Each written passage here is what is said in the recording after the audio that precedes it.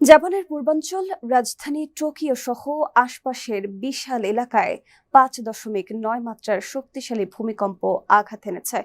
এতে 20 জনের বেশি মানুষ আহত হয়েছেন। কম্পনের পর বেশ কয়েকটি রেল লাইনে ট্রেন চলাচল ব্যাহত হলেও কোনো সুনামি সতর্কতা জারি করা হয়নি। স্থানীয় সময় রোববার ভোর রাতে ইবারাকি প্রিফেকচারের দক্ষিণাঞ্চলে ভূপৃষ্ঠের প্রায় 68 কিলোমিটার গভীরে ভূমিকম্পটির উৎপত্তি হয়। কানাগাওয়া, চিবা, সাইতামা এবং মধ্য টোকিও জুড়ে শক্তিশালী কম্পনে আতঙ্ক ছড়িয়ে পড়ে।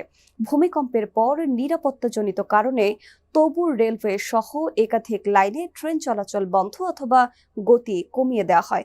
তবে তোকাই ফুকুশিমা দাইইচি ও ফুকুশিমা দাইনি পারমাণবিক বিদ্যুৎ কেন্দ্রে কোনো অস্বাভাবিকতা বা ক্ষয়ক্ষতির খবর পাওয়া যায়নি।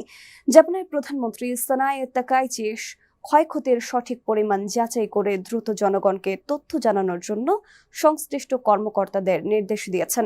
জাপানের আবহাওয়া সংস্থা জানিয়েছে, আগামী এক সপ্তাহে বিশেষ করে পরবর্তী 2 থেকে 3 দিন সমমাত্রার আফটার শক হতে পারে। এজন্য স্থানীয় বাসিন্দাদের সর্বোচ্চ সতর্ক থাকার পরামর্শ দেওয়া হয়েছে।